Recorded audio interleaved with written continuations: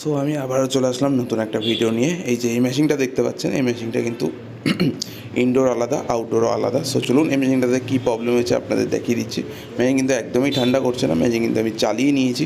চালিয়ে নেওয়ার পরে কিন্তু আউটডোর চলে এসেছি। আউটডোর কিন্তু দেখুন ডিসচার্জ লাইন অথবা লিকুইড লাইনে দেখুন পুরোপুরি আইস চলে এসছে, তার মানে এটাই বোঝা যাচ্ছে এটাই গ্যাস নেই। তবুও আমি মিটার লাগিয়ে আপনাদের দেখিয়ে দিচ্ছি।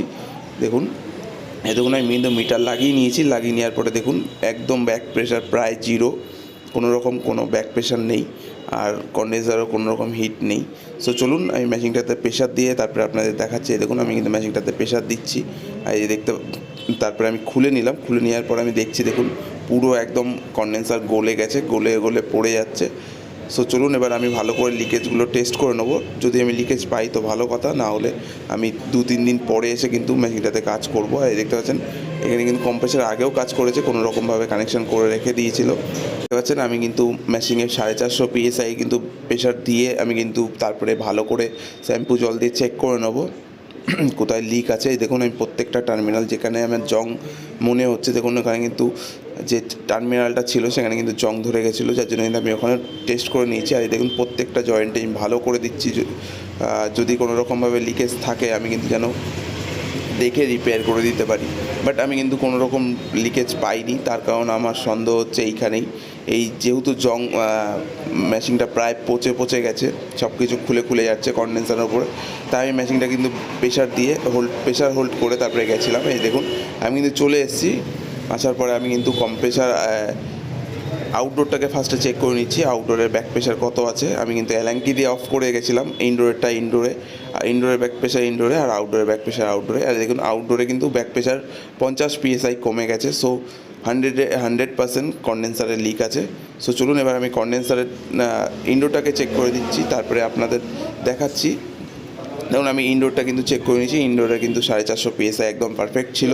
আর এবার আমি কিন্তু মেশিনটাকে নামিয়ে নেবো, নামিয়ে নিয়ে কন্ডেন্সারটাকে চেঞ্জ করে দেবো। দেখুন আমি ভালো করে দেখিয়ে দেওয়ার চেষ্টা করছি। দেখুন ভালো করে পুরোপুরি মেশিনটা গলে গেছে, মেশিনটা কিন্তু গলে গেছে। তারপরে কিন্তু আমি ভালো করে মেশিনটাকে নামিয়ে নিয়েছি। নামিয়ে নেওয়ার পরে কিন্তু আমি কন্ডেন্সারটাকে সুন্দর করে খুলে সাইড করে দেবো।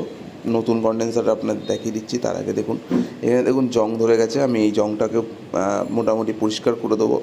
পুরো পরিষ্কার করতে গেলে হয়তো ফুটো হয়ে যেতে পারে, সেটা অবশ্যই দেখে তারপরে কিন্তু আমি পরিষ্কার করে দেবো। আর এই যে দেখতে পাচ্ছেন পুরো কন্ডেন্সার কীভাবে জং ধরে গেছে, দেখুন পুরো একদম মানে হাত দিলেই ঘষে পড়ে যাচ্ছে। আর এই দেখতে পাচ্ছেন একদম ব্লু প্রিন্টের আমি কিন্তু নতুন কন্ডেন্সার নিয়ে চলে এসেছি।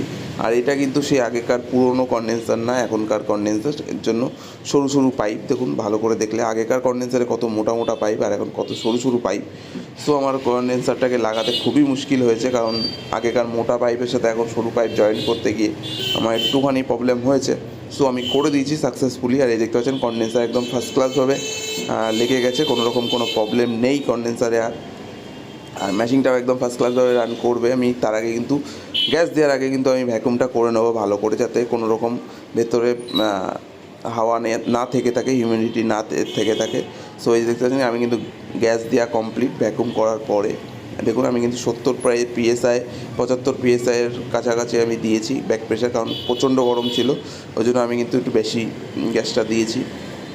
আর এটা যেহেতু পুরনো কম্প্রেসার, সো মোটামুটি 70 না দেওয়া অবধি ঠান্ডা ঠিকমতো হচ্ছিল না। আর এই দেখতে পাচ্ছেন পুরো জল কিন্তু কাটা শুরু করে দিয়েছে, জল বাইরে পড়ছে। আর দেখুন কন্ডেন্সার থেকেও সুন্দর মতো হিট বেরাচ্ছে, মেশিনে কিন্তু আর কোনো প্রবলেম নেই।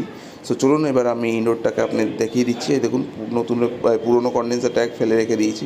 আর দেখুন ভেতরে চলে এসেছি, ভেতরে এসে দেখে নিচ্ছি একদম সুন্দর চিল ঠান্ডা হাওয়া দিচ্ছে, কোনো প্রবলেম নেই।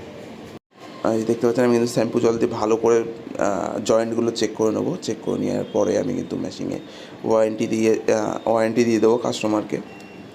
সো দেখুন ভালো করে দেখে নিচ্ছি। সো আমার ভিডিও আপনাদের কেমন লাগলো অবশ্যই জানাবেন। Thank you for watching.